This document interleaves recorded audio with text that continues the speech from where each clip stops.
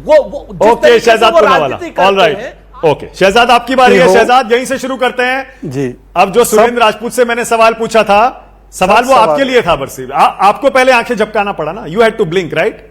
मानक जी, पहले तो आपकी जानकारी केवल दुरुस्त कर दूं कि मैं भी आपके पैनल में जो बैठा हूं तो मैं नोएडा का, उत्तर प्रदेश का ही वोटर हूं। जन्मभूमि शायद उत्तर प्रदेश ना हो, ये मेरा सौभाग्य नहीं, पर मेरी कर्मभूमि उत्तर प्रदेश की है। दादरी सेक्टर 62 में मेरा वोट पड़ा है, मैंने वोट भी दिया है। दूसरी बात, आपको ये भी बता दूं कि आपके संजीव भाई ने विश्लेषण किया, ये बैटल ऑफ आईलिड्स नहीं, ये बैटल ऑफ नर्व्स था। और वैसे आप तो कुरुक्षेत्र में हो, परंतु कुछ लोगों ने तो रण छोड़ दिया है। रण छोड़ माने जाते हैं, मजबूरी को भी मजबूती बताने की इनकी पुरानी आदत है।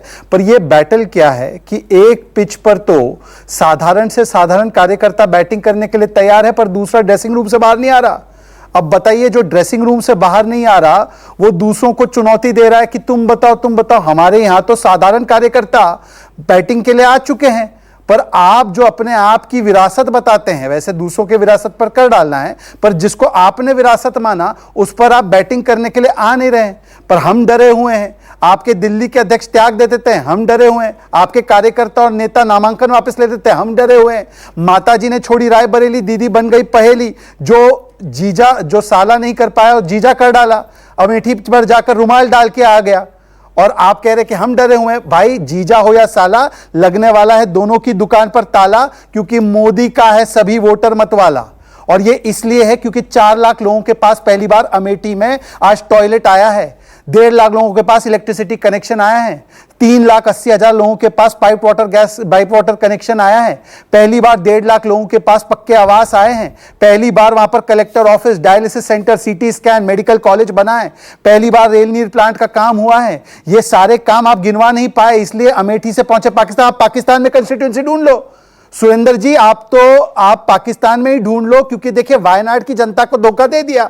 अब वायनाड के जनता को धोखा देने के बाद, चुनाव समाप्त होने के बाद भी आप घोषणा करने की स्थिति में नहीं। पाकिस्तान से बुलावा आ रहा है, आपके लिए नमाज भी वहां पर अता की जा रही है कि राहुल जीते राहुल जीते। तो वहां पर जो इबादत कर रहे हैं उसकी एक कॉन्स्टिट्यूंसी ढूंढ लो। वैसे भी हमने देखा है ना, पाकिस्तान के सुर से सुर मिलाने में 370, बालाकोट, पुलवामा, सर्जिकल स्ट्राइक, सभी जगह पाकिस्तान के सुर से सुर तो आप ही मिलाते हैं। अब दूसरी बात देखिए मानक जी, मैंने बीच में नहीं डिस्टर्ब किया, मैं 10 सेकंड में बात समाप्त करता हूं। 10 सेकंड। नहीं, अरे सुनिए ना, क्रॉस क्वेश्चन है। आपने कहा कि वायनाड को धोखा दे दिया, वो कैसे?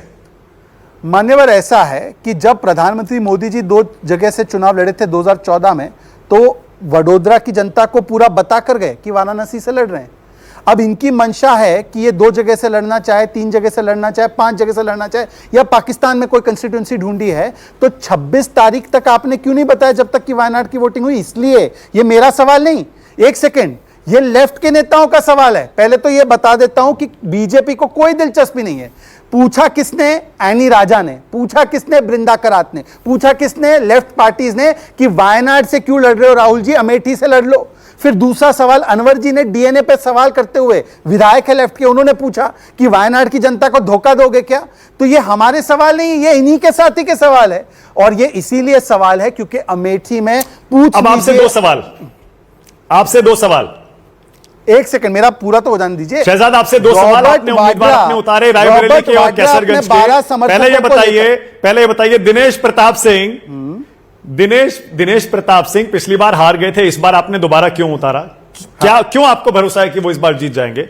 और दूसरा, बृजभूषण शरण सिंह का टिकट काटकर उनके बेटे को क्यों दिया? हाँ, मैं भी बताता हूं।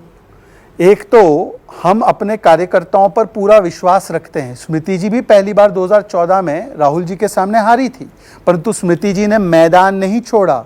स्मृति जी ने अमेठी को अपना घर बनाया, वहां पर अपना घर भी बनाया, और जो काम किया है, मुझे लगता है अनंत जी उस पर ज्यादा प्रकाश डाल पाएंगे, उन्होंने तो किताब भी लिखी है। और उसी की वजह से 2019 आते आते अमेठी में कमल खिल गया।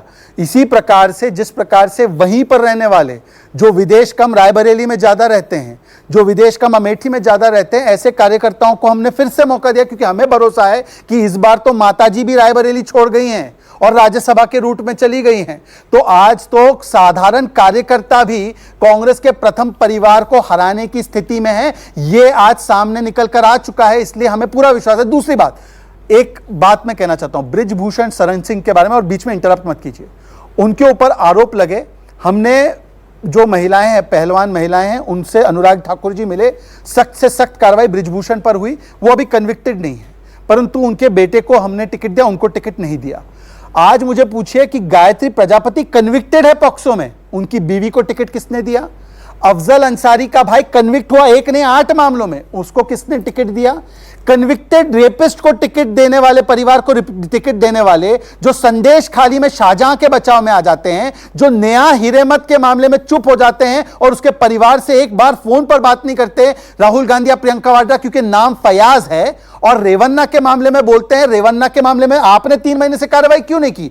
हमने तो उसको सस्पेंड करवा दिया जेडीएस से, पर आप मुझे बता दीजिए, शांति धारीवाल ने, जिसने कहा कि बलात्कार होते क्योंकि मर्दों का प्रदेश है, उसको टिकट प्रियंका वाड्रा ने दिया, और लाल सिंह जिसने 8 साल की बच्ची के बलात्कारी का बचाव किया था, उसको बुलाकर टिकट देने का काम। मतलब कन्विक्टेड रेपिस्ट के साथ खड़े होने वाले या कन्विक्टेड रेपिस्ट के परिवार वालों को टिकट देने का काम करते, उसके बाद उनको बोलने का अधिकार नहीं, जो धर्म देखकर अपराधी पर आक्रोश करते हैं, उनसे पूछे फयाज पर, शाहजहां पर चुप क्यों हुए, ये इसमें आपको पता चल जाएगा। और पूछे ना एक बार उनसे कि रॉबर्ट को टिकट दीजिएगा। ओके।